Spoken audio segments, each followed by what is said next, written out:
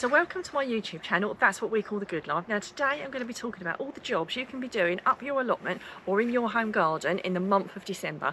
And believe it or not, there are still quite a lot of things you can be doing. Now if you've not already subscribed to my channel, if you could please do so, because you'll get lots of helpful hints and tips all throughout the year from my home garden, my allotment, and from time to time my home kitchen.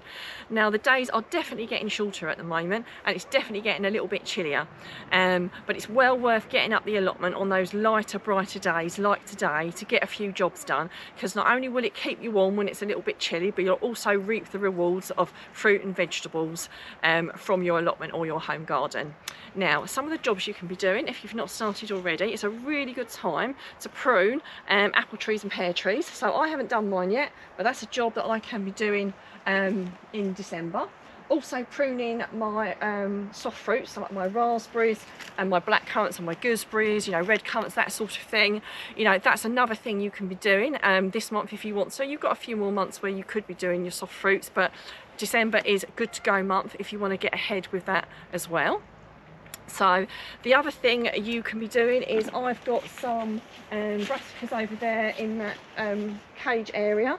You can be covering your brassicas, because the hungry pigeons, when there's not quite so much food around, will start to devour things if they get half a chance. Now I use this really handy scaffolding netting. It's really durable. It's reasonably priced as well, which is another reason that attracted me to it, and I find it quite hard to break, and it's really easy to put over things. Now if you've not already got some and you would like to order some, we do have an allotment shop, so you can click on the link to order some, or go into the description where there will be a link for the allotment shop, and that's really handy to protect your vegetables, especially at the moment where the hungry pigeons are going to get there, and once they get it, that's it, they clear the lot. And I've had all too often lost my crops, unfortunately, so I'm really glad that I cover my crops. Now as we move down, we've got various things you can be harvesting at the moment. So I have carrots I can still be harvesting, I've got parsnips, I've got chard over there, I've got leeks, I've got a little bit of kale in the tunnel there. It needs to come on a little bit more, but you could be harvesting those. If you've got Brussels planted, you could be harvesting Brussels. I've got some salad leaves back at home that I'm harvesting, so still quite a lot that you can harvest. So when people say, oh, it's not worth, you know, I'm just putting my allotment to bed, oh, do you know what, there's so much there that you can be harvesting. So if you haven't got it this year, it's worth thinking about that when you're planning for next year. Which brings me on to planning. December is a really great time to start planning where you're going to put everything on your plot. You know, working out how you're going to rotate your crops, where you're going to plant things, getting seeds in advance so you know what you're going to be doing and what you're going to be doing. So when it's a really wet day outside and you can't get anything done on your plot, you can at least be planning for those better and brighter days.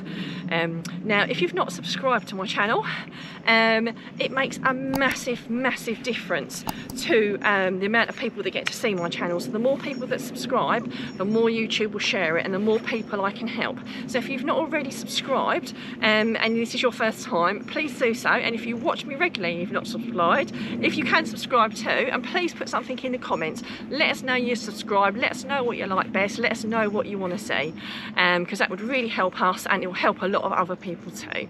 The other thing you can be doing, so if you've got things like Brussels in, purple sprouting, and they're getting a bit tall and a bit leggy, it's well worth staking them, because it can get quite windy and they can just fall over anyway. So if you've got something that's really tall and leggy, not only is it a really good idea to net things to keep the birds away from them, it's also a really good idea to stake things so you protect things. Now another job you can be doing is you can be digging your ground ready for next year, and I've dug quite a bit already. I've got my gloves with me and some ground cover. You can be mulching, so improving the soil for next year. So always good to put some organic matter down. And there's something that I do every single year is if I've got a large patch that's not got anything on it like this does, because even though I'm over a winter in some things, I've got a nice amount of stuff there. There are some areas at this time of the year don't have anything on them. And my experience of that is that although at this time of the year it's not so bad with the weeds, the minute it starts to warm up next year, the weeds start to take over. And if you're struggling to dig your ground over, putting some ground cover down just really helps you out a little bit. It stops it from getting out of control, and it also stops it from growing if you've dug it like I've done. Now this is a weed suppressant. I buy the same one, and I've used it for years. This sheet I've got here, I will lay this down and I will bring it back up in the spring when I go to plant. So you use it over and over and over again. It's something that's really helped me massively, because I didn't do this when I first got my allotment, and I really struggled in the spring to get ahead, and putting this little bit of ground cover down has made a massive difference. So again, there is a link for you to click on if you want to buy some for yourself, and there is also a link in the description for our allotment shop, and you can purchase it from there too, and there are some other bits and bobs you might like to have a browse over. So I'm going to be putting this down in a minute, but some other ideas for you. If you've not sown or planted anything this month and you're really keen to get a few things out, believe it or not, there's actually quite a lot you can be sowing or planting this time of year. I'm not going to go through everything because I've got a video on that, so you can watch that. But I've got a few things out. I've got my garlic, my onions, I've started off some bull beans. There really are quite a few things that you can be planting. I've got myself a new blueberry bush. I think I'm probably going to try and get my hands on a blackcurrant bush. But anyway, watch the video and that will give you full details of things you can plant and sow now.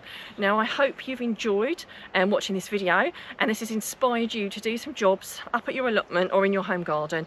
And like I say, please give us a like, please tell us what you like best, and if you want to ask us any questions, pop them in the comments.